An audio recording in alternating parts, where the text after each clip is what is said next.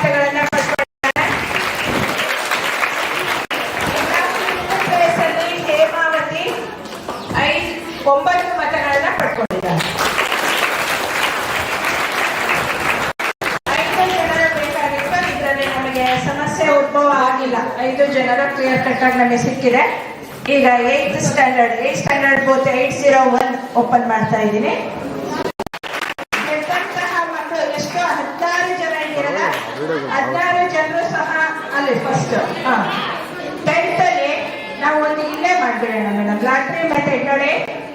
6ನೇ ಪ್ಲೇಸಿಗೆ ಸಮಾನ ಎಲೆಕ್ಷನ್ಗಳಲ್ಲಿ ಅತಿ ಹೆಚ್ಚು ಮತ ಇಬ್ಬರು ಕ್ಯಾಂಡಿಡೇಟ್ ಪಡ್ಕೊಂಡಾಗ ಮತ್ತೆ ಎಲೆಕ್ಷನ್ ಅನ್ನು ಡಿಕ್ಲೇರ್ ಮಾಡಲ್ಲ, ಮೂಲಕ ವಿನ್ನರ್ಸ್ ಅನ್ನ ಆಯ್ಕೆ ಮಾಡ್ತಾರೆ. ಯಾರ ಅದೃಷ್ಟ ಹೇಗಿದೆ ಅಂತ ನೋಡೋಣ.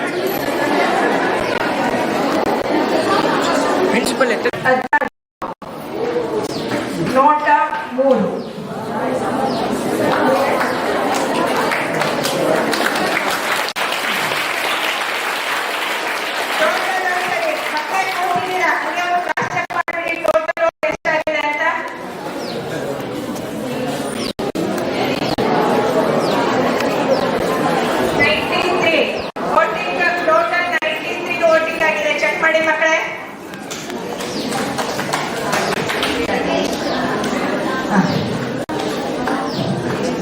ಓಕೆ, ಮಕ್ಕಳ ಸಂಖ್ಯೆ ಇರೋದು 9th ಸ್ಟ್ಯಾಂಡರ್ಡ್ ಅಲ್ಲಿ 106 ಇದ್ದಾರೆ. ಮತದಾನ ಆಗಿರ್ತಕ್ಕಂಥದ್ದು 93 ಅಂದ್ರೆ 87.7 ವೋಟಿಂಗ್ ಆಗಿದೆ. ಮಕ್ಕಳು ತುಂಬಾ ಜನ ಬಂದಿಲ್ಲ, ಇವತ್ತು ಮತದಾರರು ಬಂದಿಲ್ಲ. ಯಾಕೆ? ಬೆಳಿಗ್ಗೆ ಸ್ವಲ್ಪ ಮಳೆ ಆಯ್ತು ಅಂತಲ್ಲ, ಸಂಖ್ಯೆ ಕಡಿಮೆ ಆಯ್ತು.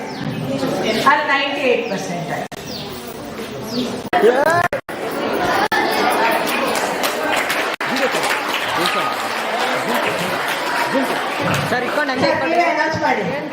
ಇದು ಸಮಾನ ಮತಗಳು ಬಂದಿದ್ದಾವೆ. ಅದಕ್ಕೆ ಲಾಟ್ರಿ ಮೆಥಡ್ ಮೂಲಕ ಒಬ್ಬರನ್ನ ಆಯ್ಕೆ ಮಾಡ್ತಾ ಇದ್ದೀವಿ.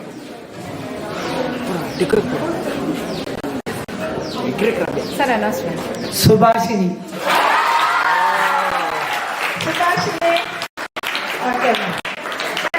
ಗೆದ್ದಂತಹ 16 ಜನ ವಿನ್ನರ್ಸ್ಗಳಿಗೆ ನಮ್ಮ ಎಲ್ಲ ಶಿಕ್ಷಕ ವೃಂದದ ಪರವಾಗಿ ನಿಮಗೆ ಏನು ಕಂಗ್ರಾಚುಲೇಷನ್ಸ್ ಹೇಳ್ತಾ ಇದ್ದೀನಿ. ನಿಮ್ಮ ಜವಾಬ್ದಾರಿ ಜಾಸ್ತಿ ಆಗ್ತಾ ಇದೆ. ಮತ್ತೆ ಆ 16 ಜನರು ಸಹ ಇಬ್ಬರಿ ಮತ್ತೆ ಒಂದು 5 ನಿಮಿಷ ನಿಮಗೆ ಹೊಟ್ಟೆ ಇಷ್ಟವಾಗಿದೆ ಗೊತ್ತಾ? ಒಂದು 5 ನಿಮಿಷ ಪೇಷನ್ಸ್ ಸೈಲೆಂಟ್ ಆಗಿರ್ತೀರಾ? ಹಾಗೆ ಸ್ವಲ್ಪ ನೋಡ್ಕೋಬೇಕಪ್ಪ. ದರ್ಶನ್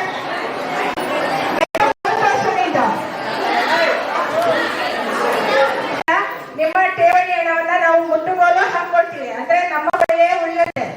ಯಾರಿಗೆ 5% ಗಿಂತ ಜಾಸ್ತಿ ವೋಟ್ ಬಂದಿದೆಯಾ ಅವರಿಗೆ ನಿಮ್ಮ ಠೇವಣಿ ಹಣವನ್ನ ಹಿಂತಿರುಗಿಸ್ತೀವಿ. ಇವತ್ತು ಸರ್ ಇಬ್ಬರಿಗೆ ಕೊಡಿ ಸರ್. ಮೊದಲನೇದಾಗಿ ಹೌದು ಸರ್, ಅವ್ರ ಠೇವಣಿ ಹಣ ಅವರಿಗೆ ಹಿಂತಿರುಗಿಸ್ತಾ ಇದ್ದೀನಿ. ಮೊದಲನೇದಾಗಿ 10th ವಿಭಾಗದಿಂದ ಫಸ್ಟ್ ಪ್ರೈಸ್ ಅಲ್ಲಿ ಯಾರಿದೆಯಪ್ಪ? ತೇಜಸ್ ಕುಮಾರ್.